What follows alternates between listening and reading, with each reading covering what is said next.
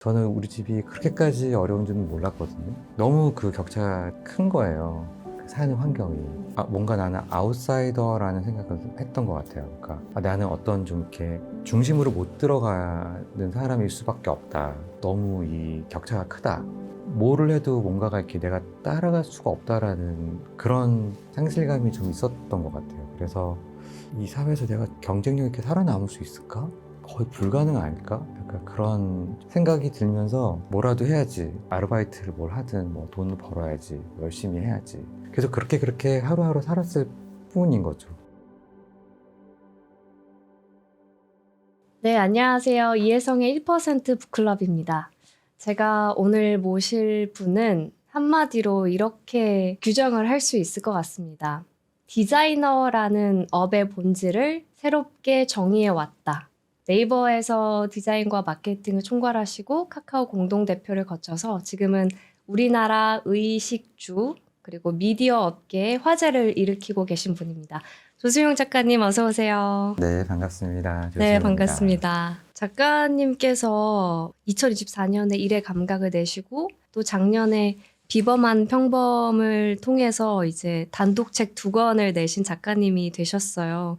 책 한 권 정도는 뭔가 작가로서의 정체성이 아직은 그렇게 크지 않겠지만 이제는 정말 어엿한 작가님이 되셔서 독자와 소통을 하고 계시잖아요. 네. 그 소감이 어떠신지 여쭤보고 싶었어요. 그 전까지는 대표님으로만 불리다가 이제는 작가님으로도 많이 불리실 것 같거든요. 사실 뭐 아직도 작가라는 말은 저한테는 좀 어색하긴 한데 저한테 좀 달라진 게 있다면 이전에는 그냥 기업인이었으니까 누가 이렇게 저를 뭐 팬이에요. 너무 반가워요. 이런 얘기를 하는 게 조금 어색하잖아요. 예. 근데 이제 책을 내고 나니까 그런 말을 되게 쉽게 해주시는 거예요, 저한테. 처음으로 누군가로부터 뭐 고맙다, 뭐 책 써줘서 고맙다 이런 말을 듣는 게 너무너무 신기하고 저한테 너무 큰 에너지예요. 이런 얘기를 듣고 살 수도 있구나, 세상에. 그 새로운 경험이실 것 같은 게 작가가 되면 독자라는 새로운 집단이 생기고 어떤 방식으로든 그들과 계속 소통을 하게 되니까 그전에는 약간 대중과의 소통을 조금 기피해 오셨다면 이제는 좀 적극적으로 다가가고 계신 그런 느낌이 있네요. 그쵸. 그리고 예전 같았으면은 대부분 저를 모르는 사람들에게 무언가를 알리는 경우가 많았거든요. 뉴스 기사를 통해서든 아니면 신문의 인터뷰든 모르는 사람들에게 뭔가 이야기를 하려고 애쓰는 경우가 많았는데 책은 저한테 관심 없는 사람은 이 책을 읽지 않잖아요. 그쵸. 그러니까 이미 이 책을 골라서 읽었다는 건 저한테 대한 일말의 궁금함이나 애정이 있기 때문에 사서 본 거잖아요. 네, 그러니까 굉장히 좀 우호적인 사람들이 모여 있는 거죠. 맞아요. 네, 그러니까 그게 더 좋더라고요. 이런 채널에서 이걸 보고 있는 분들은 꽤 그래도 그런 쪽에 가까운 사람들이지 않을까? 이제 그래서 여기서 나오게 된 거긴 하죠. 누가 누군가를 좋아하게 될 때는 그 사람이 나온 영화나 드라마를 통해서 좋아할 수도 있고, 뭐 노래를 통해서 좋아할 수도 있고, 근데 저는 책을 통해서 그 사람을 알게 됐을 때 그 팬심이 훨씬 더 깊어지는 것 같더라고요. 작가님에 대해서도 그랬던 것 같아요. 대단한 커리어를 쌓아오신 분, 배울 점이 있는 분라고만 생각을 해왔다가 에세이도 읽고 또 이번 비범한 평범을 읽고 나서 인간적으로도 너무 좋으신 분인 것 같고 더 팬심이 생기게 된 것 같거든요. 네, 감사합니다. 그래서 저는 책을 통해서 나를 드러내 보이는 게 다른 미디어나 콘텐츠를 통해 드러내는 것보다 훨씬 그런 강력한 연결고리를 만들어주는 것 같다는 생각을 했습니다. 맞아요. 저도 그런 것 같아요. 그래서 책을 너무 잘 쓰신 것 같아요. 네. 책 내기를 너무 잘하셨다는 맞아요. 생각이 듭니다. 그래서 이 책들이 조수용이라는 사람의 브랜딩에는 어떤 영향을 미치고 있다고 생각을 하시는지. 사람 이름 석자가 브랜드가 되게 하는 것이 인생의 목표다라고 얘기하는 분들도 많고 그런데 이렇게 전문 용어로 퍼스널 브랜딩이라고 말도 하고 그러는데 저 개인적으로는 그런 말에 대해서 잘 믿거나 좋아하지는 않아요. 그거를 추구하고 있지도 않고. 왜냐하면 사람 이름이 브랜드가 된다는 거는 사실 허상이 만들어지는 거에 가까울 수 있다고 생각을 하거든요. 그래서 브랜드로서의 조수용이 어떻게 되어 간다라는 거보다는 나의 원래의 조수용이라는 사람은 한 20대 초반 정도의 조수용이다라고 하는 느낌으로 살려고 노력을 해요. 그게 나의 원래다. 디폴트다. 네. 그래서 지금 조금 알려져 있고 조금 사람들이 나를 알아보고 내가 영향력이 조금 생겼다고 해서 그게 내가 아니고 분명히 조금 있다 없어지거나 내 인생에 큰 의미가 없게 될 거다라고 하는 그 생각으로 살거든요. 그래서 지금 저한테 뭐 따뜻한 관심이 있어도 되게 좋지만 곧 없어질 거다라는 생각으로 저는 살아요. 근데 실제로 저는 대부분의 브랜드들이 엄청 뭐 팬심이 있다고 하지만 사실은 다 바쁘고 또 다른 거에 관심이 생기면 또 밀려나기 마련이고 그래서 네. 그냥 지나가는 거거든요. 그래서 저는 제가 브랜드에 대해서 책도 내고 이러는 사람이지만 브랜드라는 것에 대해서 그렇게 지나치게 막 열광하는 사람은 아니에요. 그냥 그렇게 지나가는 신기루 같은 거다라는 생각이 전 많죠, 되게. 어떤 일종의 환상일 수도 있다는 네, 생각을 네, 가지고 네. 사실. 그게 뭔가가 대단한 거라고 믿는 순간 뭔가가 왜곡된다고 저는 생각을 해요. 네. 그런 생각들이 어쩌면 인생의 힘든 시기에도 위안이 될 수 있을 것 같아요. 그렇죠. 내가 지금 조금 경제적으로 여유가 있지만 이게 아무것도 아니게 망하는 거에 대한 두려움이 좀 없는 거죠. 그게 원래니까. 네, 그래서 어떠한 사건이나 판단 미스로 인해서 잃을 수도 있다. 그거에 대한 좀 마음의 준비를 늘 한다고 해야 될까요? 그날이 왔을 때 너무 속상해하지 않게 하물며 제 건강에 대해서조차도 계속 건강할 거라는 믿음보다는 뭔가가 문제가 생길 수도 있을 때 그거를 좀 미리 좀 마음에 언제든지 그럴 수 있다. 좀 그런 편이에요. 그런 식으로 멘탈 관리를 또 네. 하시는 거네요. 예. 네. 이번 책은 조수용이란 작가가 좋아하는 브랜드들에 대한 이야기잖아요. 근데 저는 좋아하시는 그 브랜드들의 결과, 철학을 이렇게 들여다보면서 아, 조수용이라는 분은 이런 사람일 것 같다라는 어렴풋한 그런 인상이 남았어요. 그러면서 저를 돌아보게 됐는데 그러면 나도 무심코 내가 쓰는 어떤 물건들, 내가 뭐 가지고 다니는 것들, 그런 것들이 나를 알게 모르게 계속 말해주고 있다. 그런 생각이 들면서 좀 무서워지더라고요. 야, 함부로 브랜드를 선택해서 쓰면 안 되겠다. 알게 모르게 인생에서 브랜드들에 의해서 많은 영향을 받을 수 있으니까. 그래서 수용님의 인생에서도 브랜드들이 계속 중요한 순간에 작용을 하고 있었을 것 같거든요. 그쵸. 저는 지금 시대에 살아가는 모든 사람들은 내가 뭐 브랜드를 좋아하려고 노력하지 않아도 어쩔 수 없이 브랜드 속에서 내가 계속 선택되어지고 나한테 영향을 미치고 그러니까 계속 그걸 주고받고 있는 거라고 생각을 하거든요. 브랜드라는 말을 지나친 자본주의적인 어떤 마케팅의 산물처럼 생각할 필요가 없는 게 지금은 그냥 그 자체가 삶이기 때문에 뭔가 대단한 철학을 공부해야 되고 내가 브랜드 공부를 해서 내가 뭐 사업을 일궈야 되고 이렇게 생각할 필요가 없는 게 그냥 지금 살아가는 삶에 그냥 있는 그대로거든요. 브랜드라는 건.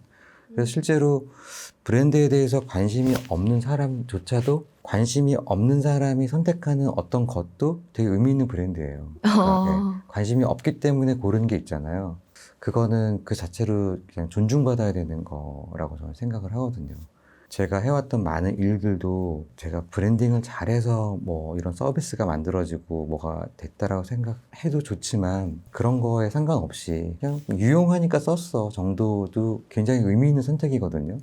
네, 그래서 저는 좀 너무 브랜드에 대해서 엄숙하고 어렵게 보지 않았으면 좋겠다라는 게 저의 생각이고 그게 또 이제 이번 책의 평범이라는 말이 그거를 상징하고 있는 거거든요.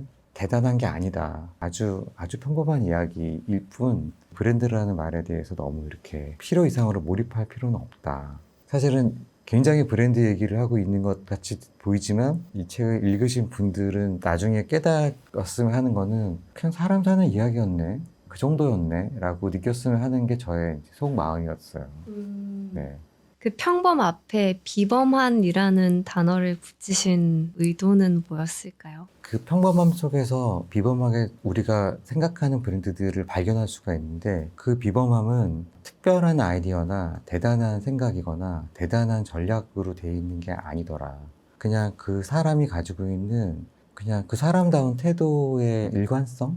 아니면 그 생각의 일관성 정도만으로도 비범하게 되더라. 그러니까 결국 우리가 바라봐야 되는 건 브랜드의 무슨 기획이나 전략이나 미션이나 이런 것들이 아니고 아주 평범한 속에서 무언가 자기의 생각을 계속 좀 믿고 끌고 나가는 그 의지, 그 태도가 비범하게 되는 힘이더라. 결국 하고 싶은 이야기는 그런 아이디어는 세상에 너무 많고 그 많은 것 중에 그냥 아무거나 집어서 내가 공감하고 계속 꾸준히 하면 비범하게 될 수 있다. 그런 이야기였어요. 대부분 브랜드에 대해서 이야기를 하려고 하면은 아 그래 요즘 브랜드 시대니까 내가 브랜드에 대해서 좀 공부를 해야 될 것 같아. 브랜드 전문가한테서 물어봐야 될 것 같아. 그렇게 많이 하거든요. 그래서 네, 컨설팅도 받고. 네, 실제로 그런 책도 많고 또 어떻게 하라고 막 뭔가 맞아요. 해설서도 많고 맞아요. 근데 그렇게 한다고 해서 브랜드가 되지 않는데 라는 생각이 자꾸 드는 거예요. 그거는 아닌데 그게 브랜드를 만드는 건 아니고 우리가 사람을 좋아하듯이 우리가 이렇게 만났을 때 좋아하는 호감을 가진다는 게 그 사람이 뭔가 전략적으로 자기를 세팅해서 좋아해질 리가 없잖아요. 그 사람의 그냥 삶의 궤적이거나 말에 대한 소신이 있거나 그 사람의 생각에 대한 나의 좀 공감이 깊어지면 호감이 생기는 거니까 그거랑 너무 똑같다는 거죠. 브랜드라는 게 대단한 게 아니라는 거는 사람이 나 되게 좋은 사람 되고 싶어서 어디서 막 컨설팅 받아서 쫙 세팅하고 말하는 것도 다 훈련받고 명찰 달고 나 되게 괜찮은 사람이라고 하면 괜찮을 리가 없잖아요. 그쵸. 그러니까 그런 거랑 같은 거라는 거죠. 그래서 브랜드라는 거를 대할 때 조금 디자인적인 느낌이나 감각적인 거라고 매칭을 하는 것도 전 되게 오류라고 보거든요. 왜냐면은 우리가 이렇게 사람에 대한 그렇게 호감이 생길 때 외모를 보는 것만으로 좋아하지 않잖아요. 맞아요. 네, 그러니까 어떤 경우에는 외모에 대해서 관심이 없어 보이는 게 더 매력적으로 보이기도 하니까. 그러니까 브랜드도 디자인적인 거에 관심이 없어 보이는 게 매력적인 경우가 되게 많거든요. 저 브랜드는 그런 거에 관심이 도통 없어. 그러니까 오로지 뭐에만 관심이 있어. 그게 되게 좋아서 그 브랜드 쓰는 경우가 많거든요. 그러니까 절대적으로 정말 나스러운 거, 그리고 내가 이제까지 살면서 좋았다고 생각했던 거, 그리고 내 눈에 좋다고 느껴지는 것들을 잘 골라서 걔를 방향으로 두는 게 무조건 좋은 브랜드가 되는 비결이고, 그러니까 그거는 그냥 반드시 그래야만 하고, 근데 중요한 게 그거랑 관계없이 완성도를 높이는 일이라는 게 있다는 거예요. 예. 이 두 가지가 구분되어 있는 거죠. 그러니까 디자인 외적으로. 예, 스타일링을 하는 거랑 그 스타일을 정했으면 그거를 완성도 있게 만드는 것. 이 두 가지는 구분해야 된다라는 거거든요. 나는 이 느낌이 좋은데 라고 하는 거는 위임하지 않아도 돼요. 무조건 그 브랜드 오너가 하는 일인데 완성도 있게 만드는 거는 그거는 전문가에게 그 단계를 구분하라는 얘기를 되게 많이 전 하거든요. 내가 그게 좋다고 해서 내가 포토샵 공부해서 하는 것까지는 안 해도 된다. 그건 안 해도 되고 근데 나는 이 정도 스타일이 좋아. 그냥 약간 어설픈 듯한 이 느낌 좋아. 그것까지는 잘 지키고 완성시킨 거는 전문가가. 근데 대부분 경우에 둘 다 위임하거나 둘 다 내가 하거나 인 경우가 많거든요. 그렇게 디자인에 대한 얘기는 제가 말을 많이 하고 다니죠. 저는 이 책의 제목 비범한 평범이 수영님이 좋아하는 브랜드들의 공통점이기도 하면서 수영 작가님의 인생 그 자체인 것 같다고 생각을 했거든요. 제가 앞에 작가님을 소개해드릴 때 디자이너라는 업의 본질을 새롭게 규정해 오신 분이라고 소개를 했는데 사실 디자이너가 대기업의 대표가 된다는 거, 그 회사 전체의 경영을 맡게 된다는 거 지금은 되게 평범한 아이디어일 수 있거든요. 지금 디자이너가 당연히 대표가 될 수 있지. 근데 그걸 실제로 회사에서 구현을 해나가려면 얼마나 많은 것들과 싸우고 조정을 하고 견뎌와야 됐겠어요. 그래서 이거야말로 이 인생이야말로 평범한 아이디어를 처절하게 비범한 과정을 통해서 구현시켜간 거다라고 느꼈습니다. 그래서 어떻게 보면 많은 분들이 그 비결에 대해서 묻기도 하고 디자이너들이 저한테 많이 물어보죠. 그러니까 저도 경영자가 되고 싶은데 어떻게 할 수 있을까요? 뭐 그런 얘기를 하는데 저는 의외로 어떤 대단한 목표를 가지고 사는 사람이 아니거든요. 그러니까 제가 그게 목표라고 생각해 본 적도 없거니와 단기적으로도 목표로 삼은 적이 없어요. 내 다음은 여기까지 가야겠다. 뭐 이렇게 그런 건 아니고 저한테 그 과정을 얘기하라면은 제가 볼 때 굉장히 평범하고 당연한 이야기를 그냥 저는 하는 것 뿐이거든요. 누군가 저한테 디자인을 의뢰를 하면 그러니까 회사 안에서라도 그러면은 의뢰를 하는 사람이 의도하는 원래의 무언가가 있을 거잖아요. 그러니까 뭐가 되고 싶어서 이렇게 디자인해줘라고 했을 거잖아요. 그렇죠. 그러면은 저는 그냥 본능적으로 그 의도에 맞는 거를 하려고 애를 쓰지 이분이 나한테 하라고 한 거를 하는 거는 별로 중요하지가 않잖아요. 그 숨겨진 의도까지 포착하려고 하시는 네, 거죠. 그러니까 뭐 예를 들면은 뭐 이게 좀 더 돋보이게 하고 싶은 거구나. 뭐 이게 좀 사람들이 더 많이 좀 봤으면 좋겠는 거구나. 매출이 더 많이 나고 싶은 거구나. 그런 의도가 있잖아요. 근데 그 의도가 계속 앞으로 가면 그 사업의 그냥 본질이거든요. 그리고 그 사업의 본질에서의 많은 충돌이 있는데 그 충돌들이 디자인에서 드러나는 거예요. 그러면은 저 앞단을 정리를 안 하면 디자인이 정리가 안 되는 거죠. 예. 회사의 기본적인 전략이 정돈이 안 돼 있으면 디자인도 안 나오는 거예요. 그러니까 계속 생각을 하다 보면은 이 회사는 뭐 하는 회사지부터 갈 수밖에 없어요. 그러니까 뭐 어쩌자는 거지? 정말 본질이네요. 네, 그러니까 이 회사는 왜 시작했고 지금 뭐 하고 있고 다음에는 뭘 해야 되는 거지? 라는 생각을 해야지만 지금 디자인을 할 수가 있는 거예요. 그게 없이는 내가 뭐 하는지 의미를 못 찾으니까 계속 그렇게 하다 보니까 어느 순간 그렇게 CEO 역할도 맡게 되는 게 그러니까 맡긴 분에게는 아마 디자이너라는 생각이 없으셨을 거예요. 나랑 늘 그런 대화를 해왔으니까 그걸 또 하는 거지 정도의 느낌이었을 것 같아요. 그래서 디자이너가 뭐가 됐네라는 느낌보다는 그런 디자이너로 지금까지 계속 그대로 있네가 더 저한테는 맞죠. 네. 그리고 이 책에서 좋은 브랜드란 무엇인가라는 질문에 좋은 브랜드는 결국 좋은 사람이 되는 거다. 이렇게 브랜드를 사람 그 자체로 비유하시고 그런 관점으로 바라보신 게 저는 되게 흥미로웠거든요. 그 브랜드를 통해서 사람을 들여다보는 거 어떻게 보면 인문학적으로 접근하는 방식을 좋아하셨던 것 같더라고요. 제가 계속 만들어 온 매거진 B도 그 안에 숨겨져 있는 저의 의도는 브랜드에 대한 소개나 브랜드에 대한 분석을 원했던 게 아니에요. 그런 거는 검색해보면 충분히 진짜 알 수 있는 거거든요. 그렇죠. 나무 위키 같은 데도 나오고. 네, 그래서 브랜드에 대해서 뭔가 이렇게 정보들을 얻는 거가 중요하진 않아요. 그런 책이 되고 싶었던 건 아니었는데 진짜 원했던 건 만든 사람들에 대한 이야기거든요. 만든 사람의 그냥 인터뷰, 직원들, 쓰는 사람들, 인터뷰 모음집이라고 봐도 돼요, 매거진 B는.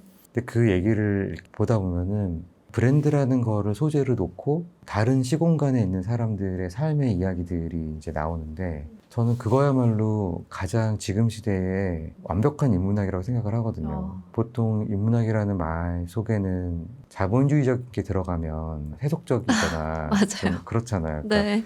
정말 인간에 대한 이야기로 순수하게 들어가야지. 근데 제가 아까도 말씀드렸듯이 지금 시대에는 브랜드를 빼면 이야기가 아무것도 안 되거든요. 그러니까 그거는 자본주의 여서가 아니라 그냥 우리의 삶인 거거든요. 일어났을 때부터 브랜드로 시작해서 잠잘 때까지 브랜드로 끝나는 생활 있죠. 내가 의도하고 안 하고에 관계없이 내가 일하는 곳도 그렇고 어디든지 다 그렇게 설명이 가능하기 때문에 그거를 배경으로 놓고 나누는 대화는 훨씬 더 현실적이고 굉장히 흥미롭고 그리고 그 사람의 이야기로 빨려 들어가기에 훨씬 더 좋아요. 그래서 저는 브랜드를 통한 사람들의 삶의 이야기 그거를 계속 보다 보면은 저절로 내가 호감 가는 사람의 태도에 대해서 공감을 하게 되고 내가 하는 일에 대해서도 나도 저런 마음으로 일을 하면 되겠다. 그러면서 아까 말했듯이 이제 비범한 브랜드가 되어 가는 거죠. 굉장히 의미 있는 아이디어를 포착하는 게 아니라 이미 있는 아이디어를 나도 저 사람처럼 저렇게 생각하고 살면 되겠다.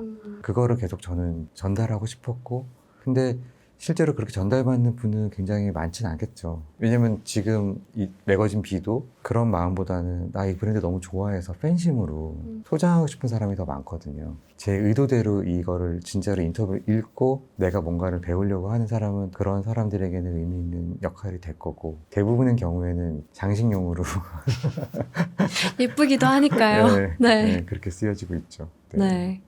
그렇게 브랜드를 사람에 비유하셨지만 브랜드가 유명해지는 것과 사람이 유명해지는 거는 좀 구분해서 생각을 하신 것 같아요. 그래서 조수용이라는 사람이 유명해지는 거는 그렇게 달가워하지 않으셨던 것 같고요. 네네. 사람이 유명해짐으로 인해서 얻어지는 것들의 좋은 것들도 많이 있지만 안 좋은 일도 많다고 저는 생각을 하는 편이에요. 그쵸. 네. 그런 말 있잖아요.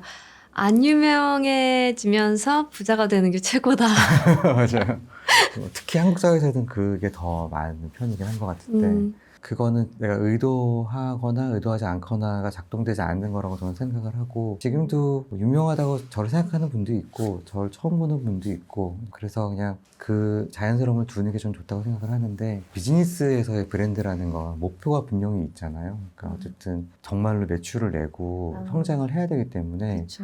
그러니까 분명히 그거는 많은 사람들이 모여서 하나의 인성을 만들어가는 거다 보니까 그거는 조금 더 전략이 필요한 거는 맞죠. 근데 결국 저는 이제 책에서도 계속 오너, 창업자에 대한 이야기를 계속 강조를 하는 이유가 이렇게 집단이 모여서 어떤 하나의 인성을 만들어 가는 거가 쉬운 일이 아니기 때문에 왜냐면은 좋다라는 기준이라는 게 없잖아요. 그러니까 세상에는 수많은 브랜드가 공존하기 때문에 개별성을 가지고 있는 중에서의 나의 다른 점을 만들어야 되기 때문에 그거는 누군가의 주관이거든요. 그거는 이렇게 모여서 같이 회의해서 만들기가 어렵잖아요. 그래서 저는 그 주관을 가지는 거가 브랜드 오너가 가져야 되는 굉장히 중요한 태도고 그거에 대해서 좀 얘기를 계속 하려고 노력을 했죠. 책에서도 그렇고 굉장히 주관적이다. 분석적이지 않다. 사람처럼. 음. 또 어릴 때 작가님이 얘기하신 것 중에 또 궁금한 게 있었는데 어릴 때부터 오래 살 것 같지는 않았다라는 말씀을 하셨거든요. 그래서 왜 그런 생각을 하셨을까 궁금했는데 또 책을 읽다 보니까 스티브 잡스의 프레젠테이션을 직접 보러 가셨을 때 굉장히 감동을 받았는데 그 다음 해에 돌아가시고 나서 또 뭔가 삶과 죽음에 대한 생각을 더 하게 되셨다고 쓰셨어요. 그래서 어릴 때 그런 생각을 하게 된 이유가 뭐였을까 궁금했거든요. 제가 대학교를 이렇게 갔는데 생각보다 주변의 친구들이나 애들을 이렇게 보니까 너무 저랑 격차가 크다라는 생각을 되게 많이 했었어요. 그러니까 어떤 면에서? 그냥 환경적으로 저는 우리 집이 그렇게까지 어려운 줄은 몰랐거든요. 저는 이제 고등학교 때까지 우리 동네에 살았으니까 내 동네 친구들 다 비슷하게 살았을 거잖아요. 그래서 원래 다 그런가 보다 하고 살았는데 이게 좀 큰 물에 나와서 보니까 너무 그 격차가 큰 거예요. 그 사는 환경이. 그런 친구를 이렇게 집에 가끔 놀러 가고 그러면은 아, 이런 세상이 있었구나. 이제 그런 것들을 보면서 뭔가 나는 아웃사이더라는 생각을 했던 것 같아요. 그러니까 나는 어떤 좀 이렇게 중심으로 못 들어가는 사람일 수밖에 없다. 그러니까 너무 이 격차가 크다. 뭐를 해도 뭔가가 이렇게 내가 따라갈 수가 없다라는 그런 상실감이 좀 있었던 것 같아요. 그래서 이 사회에서 내가 경쟁력 있게 살아남을 수 있을까? 거의 불가능 아닐까? 약간 그런 생각이 들면서 결국에는 이렇게 막 목표를 가지고 더 열심히 해서 내가 막 성공해서 막 내가 뭐 어떻게 이런 거라기보다는 좀 너무 쉽지 않은 거 아닌가? 약간 그런 생각을 했던 것 같아요. 그냥 그때 내 마음에서는 뭐라도 해야지. 아르바이트를 뭘 하든 뭐 돈을 벌어야지. 열심히 해야지. 나 또 여행 가는 거 하고 싶으니까. 뭔가 그냥 계속 그렇게 하루하루 살았을 뿐인 거죠. 그다지 큰 희망이나 꿈 같은 거는 없었던 것 같아요. 그래서 오래 살지 못할 것 같다는 생각을 하신 거예요? 네, 그래서 그냥 되게 오랫동안 살지 않고 되게 일찍 떠날 수도 있지 않나? 그렇게 생각하고 살아야지 마음이 좀 편한 거 아닌가? 약간 그런. 지금은 막 아이들이 있고 막 그러니까 지금은 되게 오래 살고 싶죠. 120살까지. 지금은 막 남겨진 사람들이 슬퍼하는 거를 그거를 막 상상하기가 싫어서 오래 살고 싶은데 그때는 그런 게 없을 때여서 짧고 굵게 살자 약간 생각했던 것 같아요. 사실 그런 삶과 죽음에 대한 생각들이 아까 초반에 수용 작가님 말씀하신 브랜드들의 거품이 끼어 있는 걸 경계하고 너무 잘 됐다고 너무 기뻐하지 않고 너무 잘 안 됐다고 너무 슬퍼하지 않는 그런 태도랑 좀 연결이 되지 않을까 싶거든요.